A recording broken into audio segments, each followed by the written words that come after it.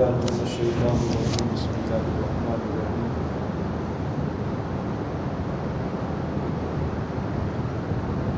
لئن شكرتم لأزيدنكم ولئن كفرتم إن عذابي لشديد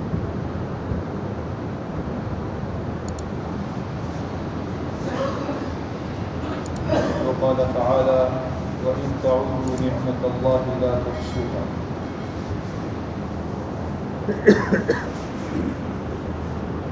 صدق اللہ العظیم۔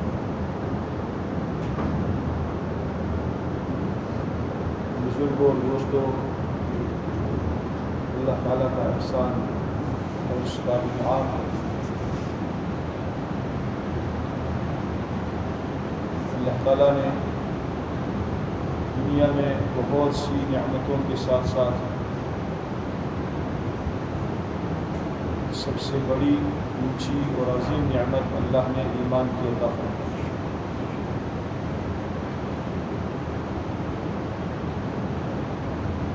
اس ایمان کی نعمت پر اگر کوئی بندہ زندگی بھر سجدے میں سر رگڑتا رہے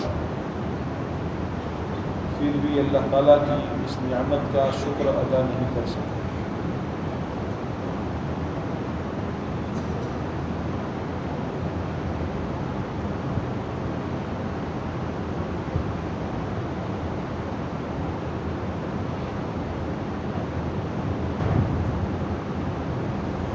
نعمتیں اللہ تعالیٰ نے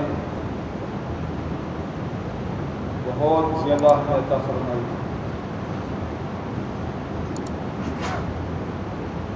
بارش کے قطروں کی طرح ہر آن ہم پر اللہ کی نعمتیں برس رہی۔ بعض نعمتیں وہ ہیں کہ جن کا ہمارے دلوں میں خیال بھی نہیں گزرتا، اور وہ اللہ تعالیٰ کی طرف سے بہت عظیم اور اونچی نعمت ہوتی ہے۔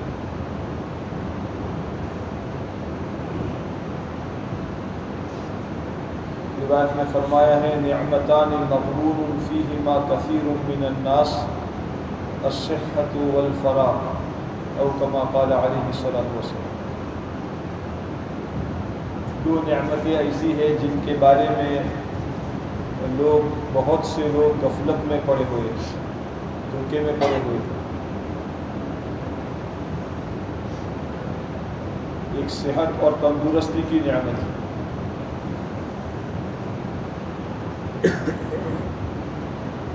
اور ایک فرصت کی نعمت ہے۔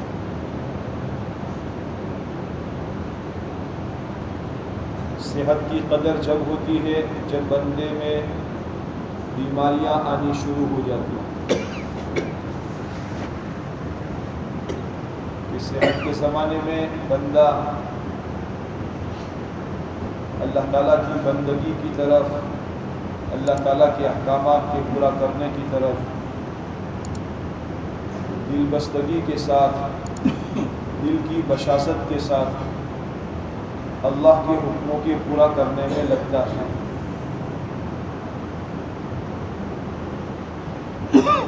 لیکن جب بیماریاں آتی ہیں، بیماریاں اسے گھیر لیتی ہیں، تو بہت سی عبادتیں جی کی چاہت کے باوجود بھی وہ نہیں کر پاتا۔ اس لیے اللہ کے رسول صلی اللہ علیہ وسلم نے ایک روایت میں فرمایا ہے، جس کا ایک ٹکڑا یہ ہے کہ اپنی صحت اور تندرستی کو غنیمت سمجھو بیماری کے آنے سے پہلے بھی۔ اللہ تعالیٰ نے جوانی دی ہے، صحت دی ہے، تندرستی دی ہے، کوئی بیماری نہیں ہے، تو اس کو غنیمت سمجھ کر اس تندرستی کے زمانے میں آخرت کی تیاری کرنے میں لگ جائے۔ تندرستی کی نعمت کی قدردانی یہ ہے کہ اس تندرستی کو اللہ کی رضا والے کاموں میں استعمال کریں۔ تندرستی کی قدر یہ نہیں ہے کہ اب کوئی بیماری نہیں ہے، تندرستی ہے تو جتنا کھاؤ ہضم ہو جاتا ہے، کھاتے رہو، پیتے رہو، مال کماتے رہو، دنیا جمع کرتے رہو۔ اللہ نے تندرستی کا زمانہ اس لیے نہیں دیا ہے کہ کھانے پینے میں، سیر سپاٹے میں، دنیا کا مال جمع کرنے میں اپنی تندرستی کو خرچ کرے، بلکہ اپنی صحت کے زمانے میں آخرت کے لیے بیماری کے آنے سے پہلے تیاری کرنے والا ہے۔ اللہ تعالی ہمیں نعمتوں کی قدردانی کی توفیق نصیب فرمائے۔ اللہ تعالیٰ کا ارشاد ہے کہ اگر نعمت کی قدردانی کرو گے تو اللہ نعمتیں بڑھائے گا، زیادہ کرے گا، نعمتوں کی برکتیں، نعمتوں کی ثمرات اللہ تعالیٰ ظاہر کرے گا۔ اور اگر نعمت کی قدردانی نہ کی گئی تو اللہ تعالیٰ یا تو نعمت کو چھین لیں گے یا نعمت تو باقی رہے گی، لیکن یہ نعمت بجائے نعمت ہونے کے نقمت، مصیبت اور زحمت بن جائے گی۔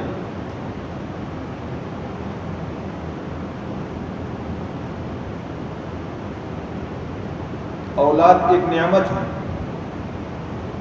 قرآن پاک میں اللہ تعالیٰ نے کسی جگہ تذکرہ فرمایا، غالباً 14ویں پارے میں، کہ اللہ تعالیٰ نے تمہارے اندر میں سے تمہاری بیویاں بنائی اور تمہاری بیویوں سے تمہیں بیٹے اور پوتے دیے، بنین و حفدہ۔ تو اولاد اور اولاد کی اولاد ملنا یہ اللہ کی نعمت ہے، لیکن اگر اولاد پر اللہ تعالیٰ کے احکامات اور نبی پاک علیہ السلام کے طریقوں کے ذریعے سے اولاد کی صحیح تربیت کی گئی تو یہ اولاد ماں باپ کے لیے راحت کا ذریعہ بنے گی، نعمت کا ذریعہ بنے گی، آرام کا ذریعہ بنے گی۔ اور اگر اولاد کی نعمت کے بارے میں اللہ تعالیٰ کے احکامات کی پرواہ نہ کی گئی اور نبی پاک علیہ السلام نے اولاد کی تربیت کے جو اصول بتائے ہیں، اس اصول کے مطابق بچوں کی تربیت پر دھیان نہ دیا گیا تو یہ اولاد موجود تو ہوگی، اولاد تو ہوگی، لیکن یہ اولاد وبال بن جائے گی۔ اللہ کے نبی علیہ السلام کی دعاؤں میں یہ دعا آتی ہے، اے اللہ اولاد کو وبال بننے سے اور مال کو مصیبت بننے سے ہماری حفاظت فرما، میں پناہ چاہتا ہوں۔ من ولد یکون علی وبالا،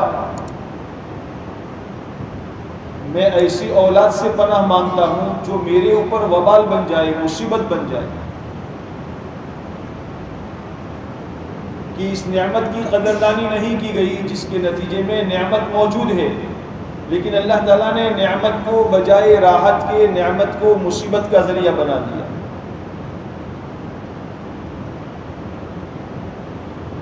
مال اللہ تعالیٰ کی نعمت ہے، مال اللہ کی نعمت ہے۔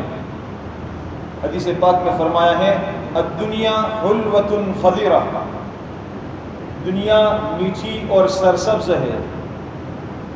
اللہ کے نبی علیہ السلام نے حضرات صحابہ کرام کو مال کے آنے کی خوشخبری دی تھی، بشروا واملوا، بشارت حاصل کر لو اور امید رکھو مال تمہارے پاس آئے گا۔ لیکن آپ نے آگے یہ فرمایا، فواللہ ما الفقر اخشى علیکم ولكن اخشى علیکم ان تبسط الدنیا کما بسطت علی من کان قبلکم۔ آپ نے فرمایا، خدا کی قسم میں تم پر محتاجی، فقر اور فاقے سے نہیں ڈرتا، میں تم پر مال کی کثرت سے ڈرتا ہوں۔ مال اللہ کی نعمت ہے، لیکن یہ نعمت دو دھاری تلوار ہے۔ جیسے اولاد دو دھاری تلوار ہے، ایسے ہی مال بھی دو دھاری تلوار ہے۔ قرآن کریم میں اللہ تعالیٰ کا فرمان ہے، انما اموالکم و اولادکم فتنہ واللہ عندہ اجر عظیم۔ تمہارا مال اور تمہاری اولاد تمہارے لیے امتحان کی چیز ہے، آزمائش کی چیز ہے۔ اگر تم نے اس کا صحیح استعمال کیا تو اللہ تعالیٰ کے پاس تمہارے لیے بہت بڑا اجر ہے، اور اگر مال اور اولاد کو صحیح استعمال نہ کیا اس کو اس کے مصرف پر استعمال نہ کیا تو یہ اولاد اور یہ مال تمہارے لیے مصیبت اور وبال بن جائے گا۔ آج میرے دوستو نعمتوں کا شکر ادا کرنا یہ ہمارے اندر میں سے کم ہوتا جا رہا ہے۔ مصیبت آتی ہے، پریشانی آتی ہے تو واویلا مچاتے ہیں۔ اللہ تعالیٰ کی طرف سے دسیوں نعمتیں آئی لیکن ان دسیوں نعمتوں کو بھول جاتے ہیں اور ایک مصیبت آ گئی، ایک بیماری آ گئی، ایک حال آ گیا تو اس حال کا دنیا کے لوگوں کے سامنے چرچا کرتے ہیں، گویا اللہ کی تقسیم پر ناراض ہے۔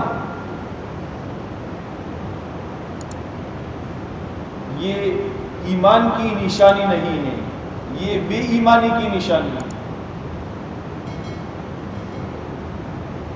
اللہ کے پیارے نبی صلی اللہ علیہ وسلم نے ایک مرتبہ حضرات انصار صحابہ کرام رضوان اللہ علیہم اجمعین سے پوچھا تھا، امؤمنون انتم،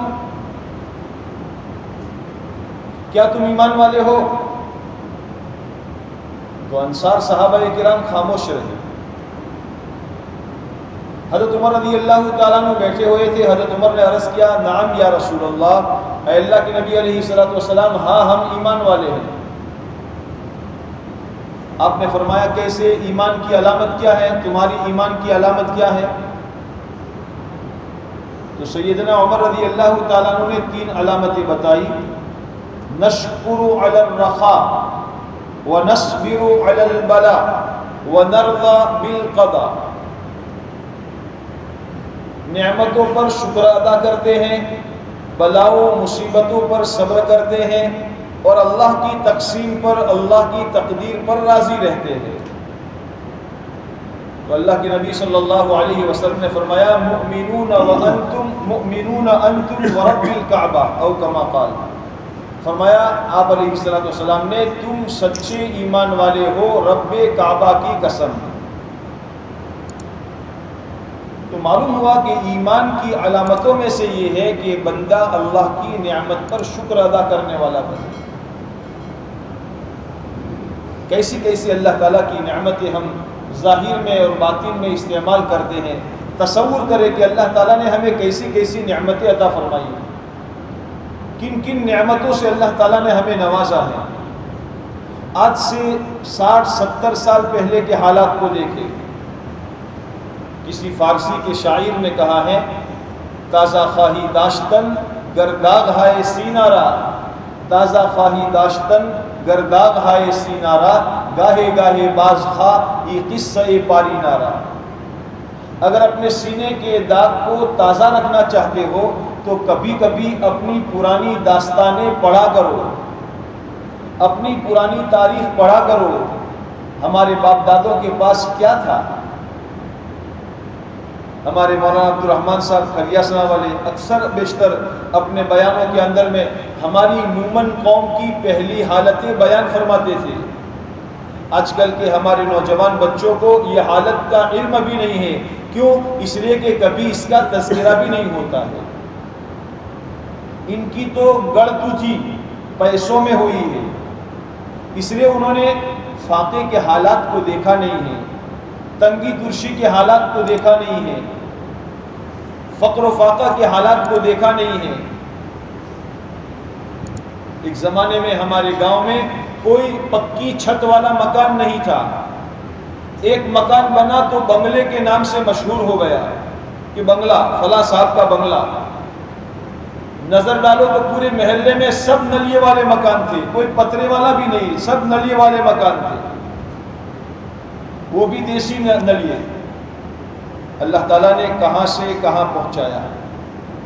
ہماری مومن قوم کے پاس پیسہ نہیں تھا، شادی بیاہ کے موقع پر بنیوں کے پاس جا کر ادھار، اچھینا، قرض، بیاج پر پیسہ لیا جاتا تھا اور وہ بنیے تیار رہتے تھے، بنیے تیار رہتے تھے کہ یہ پیسے لینے آئیں گے، ہم ان کو پیسے دیں گے اور چکروتی بیاج پر پیسے دیں گے، سود پر پیسے دیں گے۔ ہماری قوم کھیتی کرنے والی قوم تھی، کھیتی میں جو اناج آتا تھا 3 مہینے 4 مہینے پر فصل کاٹی جاتی تھی، کھلیان میں جو اناج جمع ہوتا تھا اور اس وقت میں بوریاں بھری جاتی تھی تو وہاں بنیا کھلیان ہی میں حاضر ہو جاتا تھا. اچھا اناج ویاج میں لے جاتا تھا اور چھوٹا موٹا ردی قسم کا اناج ہمارے باپ دادا اپنے گھروں میں لاتے تھے. ہمارے باپ دادا کے پاس کپڑے دھونے کا صابن نہیں تھا، صابن سمجھتے ہی نہیں تھے صابن کیا چیز ہوتی ہے. بیل کے پیشاب کے اندر میں کپڑے دھوتے تھے تاکہ اس سے میل صاف ہو جائے. یا ایگورے کا ایک بیج ہوتا تھا، ایگورے کا بیج، اس کو پانی میں یوں ہلاتے تھے تو اس کے اندر میں وہ چکنا پانی ہوتا تھا اور اس کے اندر میں کپڑے دھوئے جاتے تھے. کہاں سے کہاں پہنچا دیا. آج ٹوائلٹ کا صابن الگ ہے، ہاتھ دھونے کا صابن الگ ہے، کپڑے دھونے کا صابن الگ ہے، کاٹن کپڑے دھونے کا الگ ہے، پولیسٹر کپڑے دھونے کا الگ ہے، نہانے کا الگ ہے اور دلہا کا تو اور الگ ہے. کہاں سے کہاں اللہ نے پہنچایا. سوچے تو صحیح،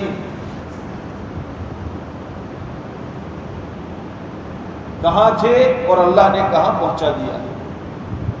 اگر اللہ کی نعمتوں کی قدردانی کریں تو اللہ تبارک و تعالی ہمیں اور آگے بڑھائیں. ہمارے پاس سبزی بنانے کے لیے کلانگڑے ہوتے تھے، کلانگڑے. آج تو ہمارے بچوں نے دیکھے بھی نہیں ہے کلانگڑے کیسے ہوتے ہیں. اسی کا سالن بنایا جاتا تھا، کڑی میں بھی وہی ڈالا جاتا تھا اور سالن میں بھی وہی ڈالا جاتا تھا. گوشت کبھی کبھار پکتا تھا. آج روزانہ گوشت کھا رہے ہیں اور ایک گوشت کی قسم قسم کی آئٹمیں بنا بنا کر کے کھا رہے ہیں.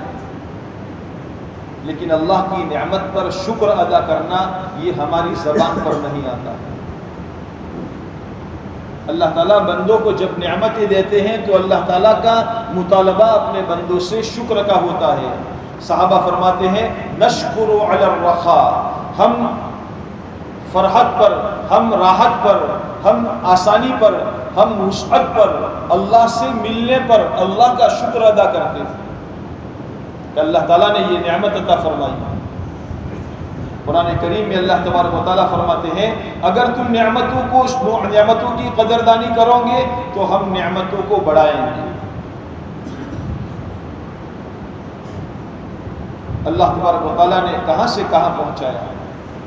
سب سے بڑی نعمت اللہ تبارک و تعالیٰ نے ہمارے بزرگوں کی قربانی کے نتیجے میں ہمارے علاقے کو ایمان اور ایمانی محنت سے، علم اور علم کی محنت سے، ہدایت اور ہدایت کی محنت سے اللہ تعالیٰ نے پورے علاقے کو معمور فرمایا، آباد کر دیا. کچھ نہیں جانتے تھے، رسومات اور بدعات کے اندر میں پڑے ہوئے تھے. جنازے کی نماز پڑھانے کے لیے کوئی ایک مولوی صاحب نہیں تھا علاقے میں. پوری قوم رسومات کے اندر میں جکڑی ہوئی تھی، رواجوں میں جکڑی ہوئی تھی اور اسی کے اندر میں ساری کمائی خرچ ہو جاتی تھی. اللہ تبارک و تعالیٰ نے مکاتب قرآنیہ، مدارس اسلامیہ کے ذریعے سے، دعوت و تبلیغ کی اس مروجہ محنت کے ذریعے سے جہالت کے اندھیروں میں سے نکال کر اللہ تبارک و تعالیٰ نے علم کی روشنی اور علم کا اجالا عطا فرمایا. آج ہمارے پاس جو کچھ ہے یہ سارا کا سارا ہمارے بزرگوں کی دین پر محنت کی قربانی کا نتیجہ ہے. یہ دھندے اجڑا نہیں ہے کہ ہمیں دھندا مل گیا جس کے نتیجے میں اجڑے ہو گئے. دھندے اجڑے نہیں ہیں، اللہ تبارک و تعالیٰ نے دین کی برکت سے دنیا عطا فرمائی. یہ اللہ کا وعدہ ہے کہ اللہ تبارک و تعالیٰ دین کی بنیاد پر دنیا عطا فرماتے ہیں.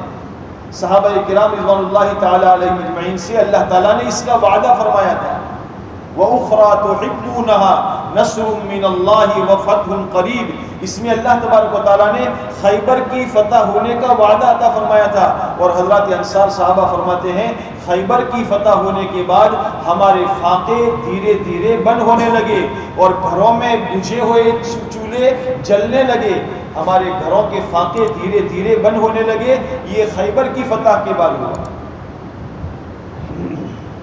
حضرات صحابہ کرام رضوان اللہ علیہ مجمعین نے اللہ کی نعمتوں پر شکر ادا کیا. پیارے نبی علیہ الصلوۃ والسلام نے صحابہ کرام کو شکر کی نعمت پر آمادہ کیا، ابھارا اور بار بار ترغیب دی، اور آپ علیہ الصلوۃ والسلام نے صحابہ کو اللہ کی نعمت پر آگاہ فرمایا.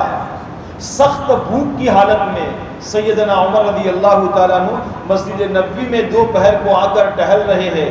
اتنے میں صدیق اکبر رضی اللہ تعالیٰ عنہ تھوڑی دیر کے بعد آئے. انہوں نے دیکھا عمر اس وقت میں دوپہر کی سخت چلچلاتی دھوپ میں مسجد میں، عمر اس وقت مسجد میں کیسے آئے ہو؟ سیدنا عمر رضی اللہ تعالیٰ عنہ نے عرض کیا، ابو بکر کوئی اور ہوتا تو شاید میں چھپا دیتا، لیکن ابو بکر تم میرے ہو، میرے دوست ہو، میرے بھائی ہو، میں تم سے کیسے چھپا سکتا ہوں؟ خدا کی قسم بھوک نے مجبور کیا، اس لیے گھر سے باہر نکلا. حضرت ابو بکر صدیق رضی اللہ تعالیٰ نے فرمایا، خدا کی قسم میں بھی اسی وجہ سے نکلا. دونوں باتیں کر رہے ہیں، اتنے میں پیارے نبی صلی اللہ علیہ وسلم کے حجرے مبارک پر پڑا ہوا پردہ، اس پردے میں حرکت پیدا ہوئی اور دربار رسالت صلی اللہ علیہ وسلم سے ماہتاب نبوت نمودار ہوا. آپ علیہ الصلوۃ والسلام باہر تشریف لائے. حضرات شیخین اپنے دو پیارے صحابہ کو دیکھ کر فرمایا، عمر ابو بکر اس وقت میں یہاں کیسے؟ آپ علیہ الصلوۃ والسلام کا ایک ہاتھ ابو بکر کے کندھے پر ہے اور ایک ہاتھ عمر کے کندھے پر ہے. فرمایا ابو بکر عمر اس وقت میں یہاں کیسے؟ فرمایا اللہ کے نبی علیہ الصلوۃ والسلام بھوک کی شدت نے مجبور کیا، اس لیے گھر سے باہر نکلے ہیں. آپ علیہ الصلوۃ والسلام نے فرمایا، اس ذات کی قسم جس کے قبضے میں میری جان ہے، میں بھی اسی وجہ سے نکلا ہوں. یہ حالات تھے، ان حالات پر حضرات صحابہ فرماتے ہیں، نصبر علی البلاء، ہم نے بلاؤں پر صبر کیا، مصیبتوں پر صبر کیا، فاقوں پر صبر کیا، حالات کا شکوہ کسی سے نہیں کیا. ماں عائشہ رضی اللہ تعالیٰ عنہ نے ایک مرتبہ اللہ کے پیارے نبی علیہ الصلوۃ والسلام سے کسی وقت میں پوچھا، اے اللہ کے رسول علیہ الصلوۃ والسلام، آپ پر آپ کی زندگی میں سب سے زیادہ سخت حالات کا دن کون سا گزرا ہے؟ آپ علیہ الصلوۃ والسلام خاموش رہے. آپ نے سر جھکا لیا، آنکھوں میں سے آنسو آ گئے. ماں عائشہ رضی اللہ تعالیٰ عنہ نے عرض کیا، اللہ کے نبی علیہ الصلوۃ والسلام، اگر میرے اس سوال سے آپ کو کوئی تکلیف پہنچی ہو آپ جواب نہ دیں. آپ نے فرمایا، نہیں عائشہ، بات یہ نہیں ہے، بات یہ ہے میں نے یہ سوچا کہ جواب دوں، لیکن میرے دل میں آیا کہ میرا رب یہ کہے گا، اے محمد صلی اللہ علیہ وسلم، ہمارے راستے میں تکلیف برداشت کر کے لوگوں سے شکوہ کرتے ہو. لیکن میرے رب نے مجھے اجازت دی. عائشہ، میری زندگی کا سخت ترین دن وہ تھا جس دن میں نے طائف کے میدان میں اپنے آپ کو عبد یالیل کی اولاد کے سامنے پیش کیا تھا. لیکن صبر، نصبر علی البلاء، اللہ تعالی ہمیں بھی بلاؤں پر، مصیبتوں پر، آسمانی زمینی تقدیری طور پر آنے والی مصیبتوں، بیماریوں، احوال پر اللہ ہمیں صبر کرنے والا بنا. ہمیں صبر مانگنا نہیں ہے اللہ سے، ہمیں اللہ سے عافیت مانگنی ہے. لیکن اگر مقدر کی کوئی بیماری آ گئی، مقدر کا حادثہ آ گیا، مقدر کے کوئی حالات آ گئے، تجارت کے لائن کے حالات آ گئے، گھر کے لائن کے حالات آ گئے، اولاد کی لائن کے حالات آ گئے، جس کو ہمارے درمیانی بات میں مولانا ہارون صاحب نے وَلَنَبْلُوَنَّكُمْ بِشَيْءٍ مِّنَ الْخَوْفِ وَالْجُوعِ وَنَقْصٍ مِّنَ الْأَمْوَالِ وَالْأَنفُسِ وَالثَّمَرَاتِ. اللہ تعالیٰ نے امتحان کی یہ ساری گھاٹیاں بتائی ہے. اگر یہ حالات اللہ کی طرف سے آ جائے، ان حالات میں بندہ صبر کرے، صبر کرے، کسی کے سامنے شکوہ نہ کرے. روایت میں یہاں تک آیا ہے، اگر کسی بندے پر اللہ کی طرف سے فاقہ آئے اور وہ اپنے فاقے کو چھپائے، کسی کے سامنے تذکرہ نہ کرے، 3 دن تک چھپاتا رہے، کسی کے سامنے تذکرہ نہ کرے، تو اللہ کریم ہے. بوجہ اس کے کرم کے اللہ یہ فرماتے ہیں، میرے کرم کی وجہ سے میرے اوپر یہ حق ہے کہ میں اس کو 1 سال کی حلال روزی کا دروازہ اس کے لیے کھول دوں.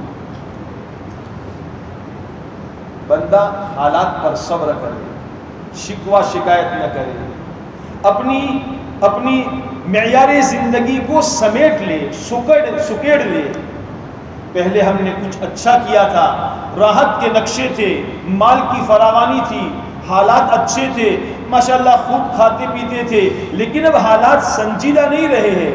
اب حالات میری طرف سے چاروں طرف سے مجھے گھیر رہے ہیں. اس وقت میں اس وقت میں کیا کروں؟ اس وقت میں اپنے پیر اتنے ہی پھیلاؤں گا جتنا میرے بس میں میری چادر ہے. اگر میری چادر ٹوٹی ہے، میری چادر چھوٹی ہے، میں اپنے پاؤں کو سکیڑ لوں گا، دوسرے کے سامنے سوال نہیں کروں گا. آج میرے دوستو یہ چیزیں نہیں رہی ہیں. کیا امیر کیا غریب، سب کی ایک ہی پرواز ہے. کسی غریب کا مکان بن رہا ہو تو جا کر کے دیکھو تو پتہ نہیں چلے گا کہ یہ امیر کا مکان بنتا ہے یا غریب کا مکان بنتا ہے. کچھ فرق معلوم نہیں ہوگا. ہر ایک نے اپنا معیار زندگی اونچا، سٹیٹس اونچا کر دیا ہے، لیول اونچا کر دیا ہے، اسی پر چلنا ہے. قرضہ ہو جائے گا تو کوئی بات نہیں، لوگوں سے زکوٰۃ مانگتے رہیں گے.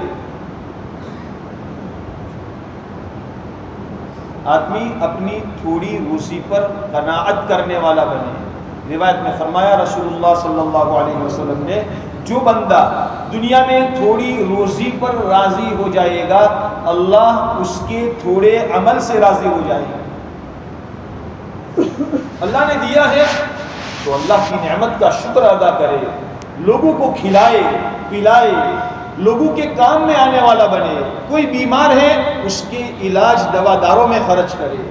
کوئی بچہ کمزور ہے، اس کے ماں باپ کمزور ہے، اس کے مدرسے کی اسکول کی فیس ادا کرنے میں خرچ کرے.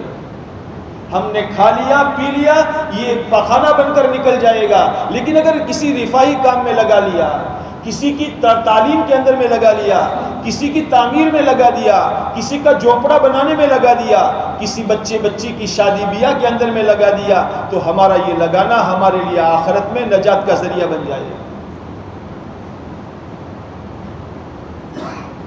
فضائل صدقات میں حضرت شیخ رحمۃ اللہ علیہ نے حج کی سفر کے واقعات بیان فرمائے ہیں.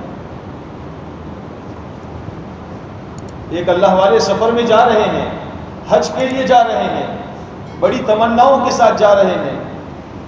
راستے میں ایک جگہ قافلے نے قیام کیا،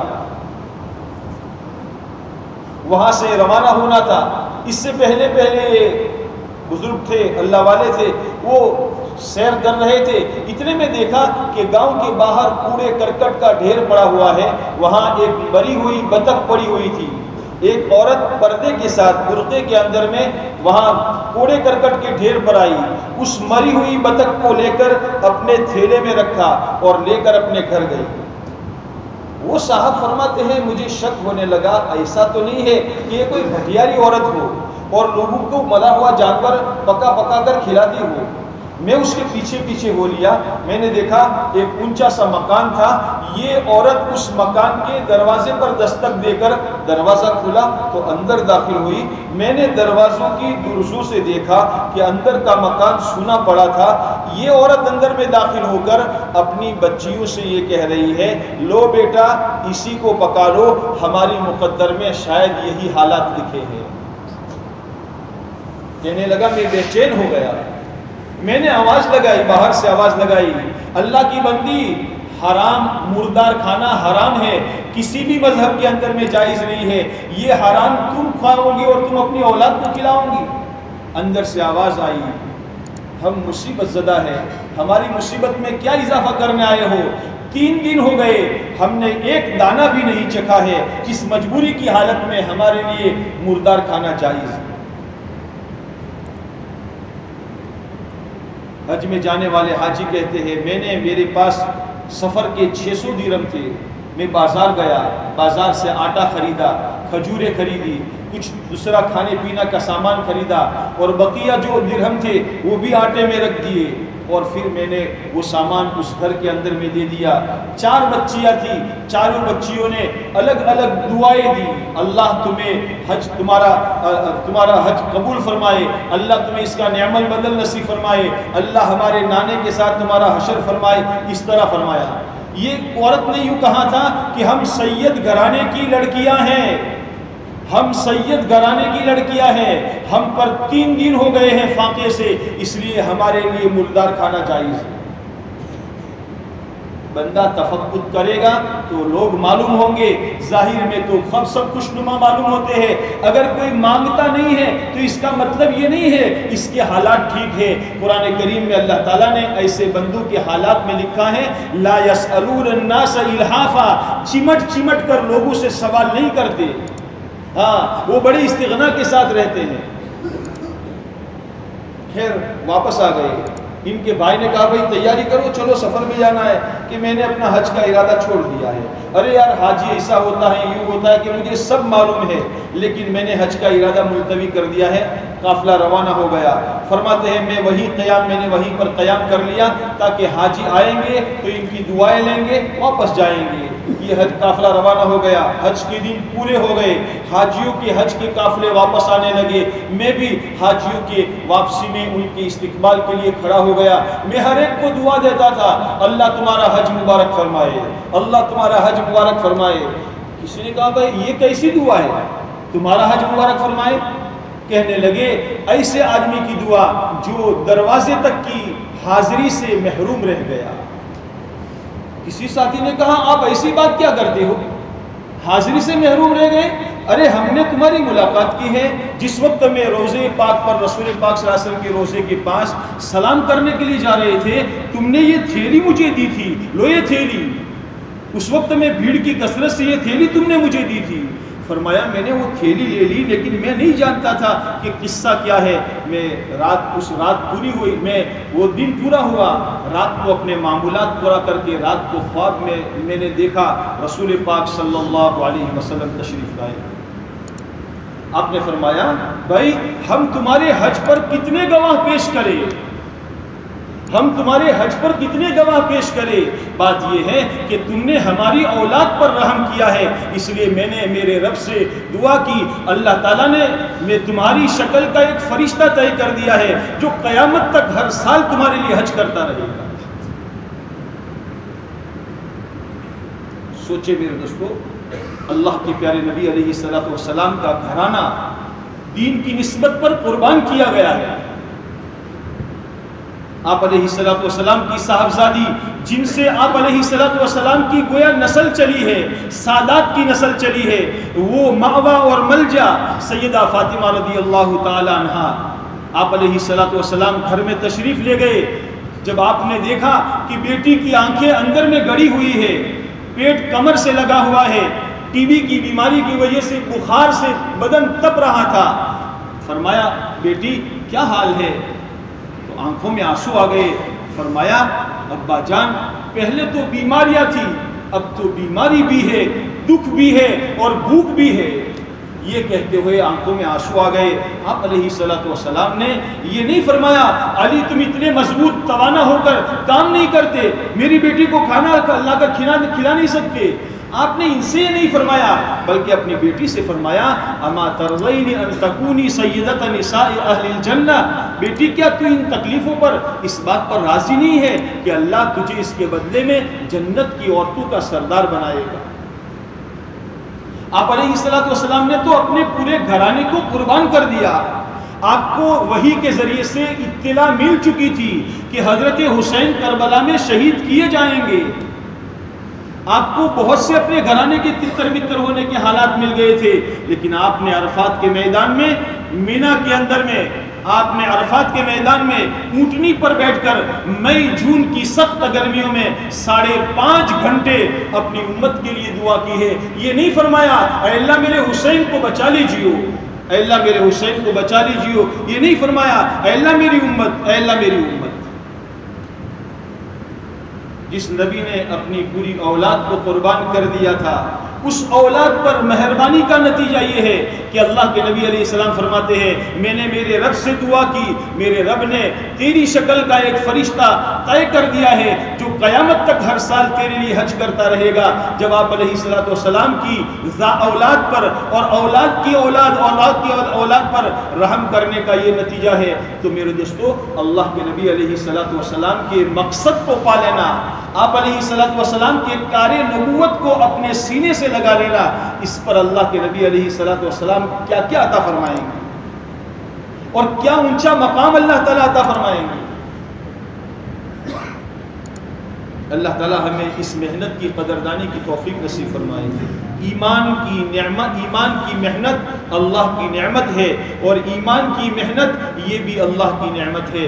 اگر ایمان کی محنت نہ ہوتی تو میرے دوستو آج یہ باغ و بہار نہ ہوتا، ہمارے علاقے میں پورا باغ و بہار نہ ہوتا کہ دنیا سے لوگ پالنپور کا علاقہ دیکھنے کے لیے تمنائیں کرتے ہوئے یہاں آتے ہیں۔ یہ باغ و بہار ایمان اور ایمان کی محنت کے نتیجے میں ملی ہے۔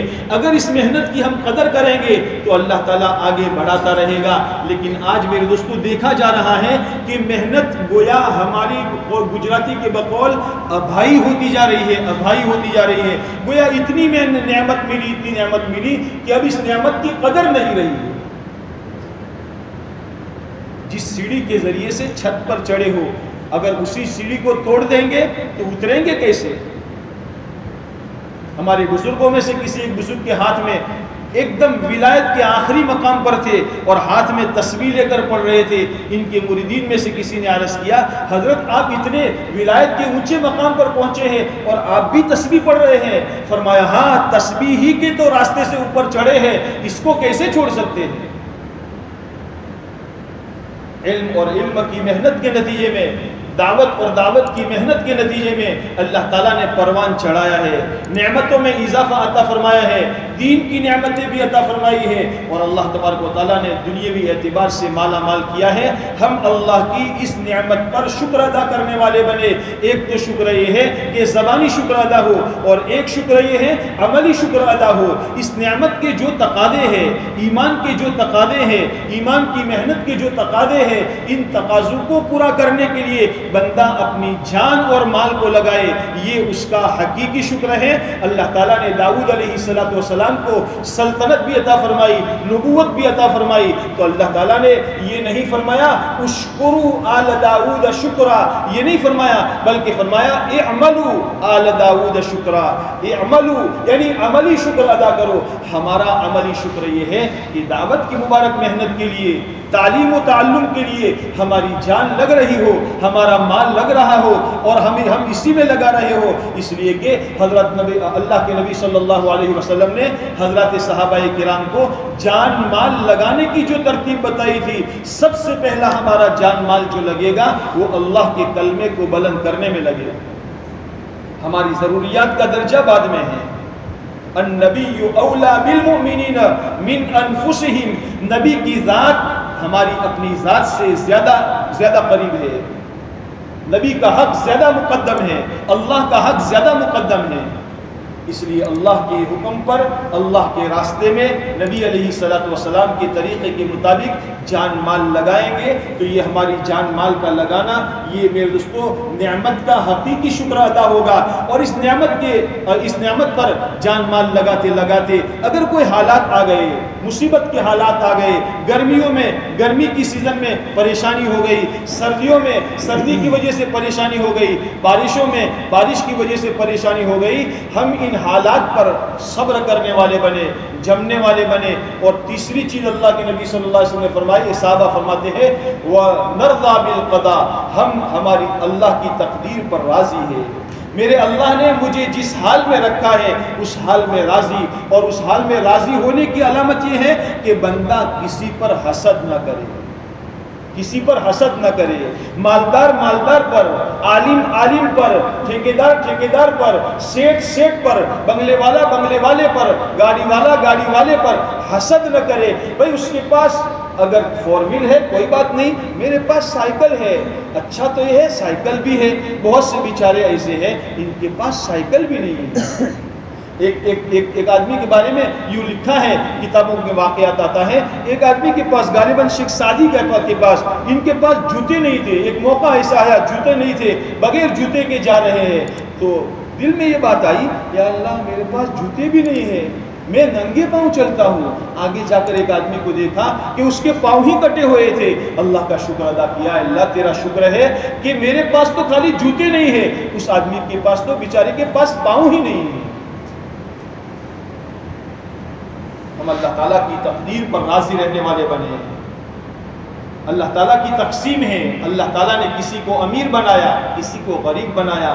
کوئی غریب مالدار پر حسد نہ کرے, کوئی مالدار غریب کو حقیر نہ سمجھے. اللہ تعالیٰ کو یہ چیزیں ناپسند ہیں. جو چیزیں اللہ کو ناپسند ہیں وہ نہ کرے, ورنہ اللہ تعالیٰ کسی نہ کسی مصیبت میں کسی وقت گرفتار کر دیں گے. مال کے نشے میں, اگر اولاد کے نشے میں یا مال کے نشے میں یا اپنی ٹھیکیداری کے نشے کے اندر میں آدمی نے اگر کسی پر ظلم کر لیا تو ظلم ظلمات یوم القیامہ, ظلم قیامت کے دن تو اندھیرا بن کر کے آئے گا, لیکن اس ظلم کا بدلہ دنیا کے اندر میں بھی اس سے لیا جائے گا. اس لیے ہماری ذمہ داری یہ ہے ہم اللہ کی تقدیر پر راضی رہنے والے بنے. اللہ تعالیٰ نے جس حال میں رکھا ہے, اور یہ میرے دوستو جب چیزیں آ جائے گی ہمارے اندر میں تو گویا اللہ کے نبی علیہ الصلوۃ والسلام سرٹیفکیٹ دے رہے ہیں, رب کعبہ کی قسم تم ایمان والے ہو. اللہ تعالیٰ نے اس زمانے میں دعوت کی مبارک محنت عطا فرمائی ہے. آج میرے دوستو دیکھا جا رہا ہے اس محنت کے بارے میں ہم سے بہت کوتاہیاں ہوتی جا رہی ہے, بہت کوتاہیاں ہوتی جا رہی ہے. باہر نکلے جن لوگوں کو دعوت کی مبارک محنت کے ذریعے سے اندھیرے میں سے اجالے میں آئے ہیں, کچھ نہیں تھا, لیکن محنت کی برکت سے اللہ تبارک و تعالیٰ نے وہاں ماشاءاللہ مدرسے بھی قائم کر دیے, مکاتب بھی قائم کر دیے, اور ماشاءاللہ دین کی محنت کرنے والے بنے, اور مساجد بھی آباد ہونے لگی. تو وہاں ماشاءاللہ دعوت کی مبارک محنت کی قدر کرنے والے لوگ ہیں. ہاں, ان کی 3 دن کی جماعتیں مضبوط سے مضبوط بنتی چلی جا رہی ہے, اور تشکیلی جماعتیں بنانے کی ضرورت نہیں پڑتی. ہر آدمی اپنی فکر سے اپنی جماعتیں بنانے کی فکر میں رہتا ہے. دوسرے گشت میں جتنے ساتھی طے کر دیے اس سے زیادہ ساتھی پہنچ جاتے ہیں اپنی اپنی ضرورت سے. کیوں؟ اس لیے کہ یہ کام میری اپنی ضرورت کا ہے, دھکا مکی والا نہیں, کرو کرو کرو کرو نہیں. اور اس کے لیے دوستو گھر گھر کی ملاقات سب سے زیادہ مؤثر ذریعہ ہے. وہاں ابراہیم صاحب فرماتے ہیں ہدایت کے, عمومی ہدایت کے 2 اسباب اس زمانے میں اللہ تعالیٰ نے عطا فرمائے ہیں, ایک گھر گھر کی ملاقات اور ایک عمومی اجتماعات.